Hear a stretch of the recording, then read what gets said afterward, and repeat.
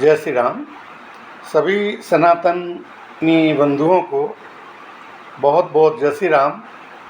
बहुत समय के बाद में अब हम इस ग्रुप में गीता विवेचन को प्रारंभ करने जा रहे हैं। विशेष आवश्यक कारणों की वजह से बीच में व्यवधान आ गया था।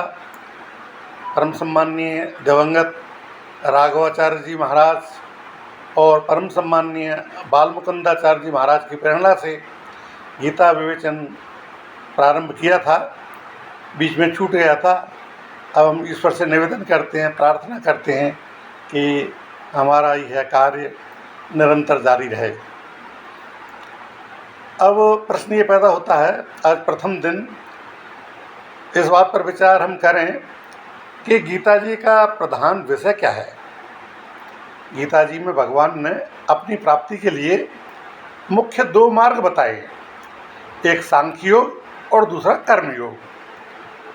अब उनमें पहले नंबर पर संपूर्ण पदार्थ मृग तृष्णा के जल की तरह अथवा स्वप्न सृष्टि के समान मायामय होने से माया के कार्य रूप संपूर्ण गुण जो है वो गुणों में ही बरतते हैं, और ऐसा समझ करके मन, इंद्रिय और शरीर के द्वारा होने वाले संपूर्ण कर्मों में यदि कर्तापन के अभिमान से रहित होंगे और सर्वव्यापी सच्चिदानंद परमात्मा के स्वरूप में एक ही भाव से नित्य स्थित रहते हुए एक सच्चिदानंद घन वासुदेव के सिवाय अन्य किसी के भी होनेपन का भाव यदि नहीं रहेगा तो ये है सांख्य योग का साधन।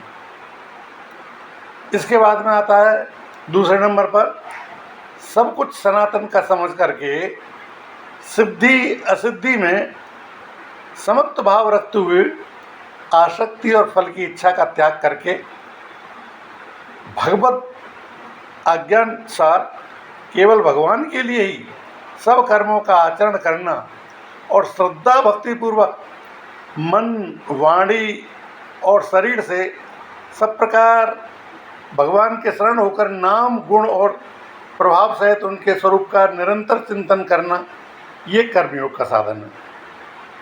उक्त दोनों साधन ये जो बताए हैं, इन साधनों का परिणाम एक होने के कारण वास्तव में ये दोनों साधन अभिन्न माने गए हैं। लेकिन साधन काल में जो अधिकारी होते हैं और अधिकारी भेद से दोनों का भेद है, और इस भेद के होने के कारण ही दोनों मार्ग अलग अलग बतलाए गए हैं। इसलिए एक पुरुष दोनों मार्गों के द्वारा एक समय में एक साथ नहीं चल सकता है। जैसे गंगा जी पर जाने के लिए दो मार्ग होते हुए भी एक मनुष्य दोनों मार्गों के द्वारा एक काल में नहीं जा सकता है, तो इसी प्रकार से इन दोनों साधनों में कर्मयोग का साधन संन्यास आश्रम में नहीं बन सकता है। क्यों? क्योंकि संन्यास आश्रम में कर्मों का स्वरूप से भी त्याग कहा गया है, और सांख्योग का साधन सभी आश्रमों में बन सकता है।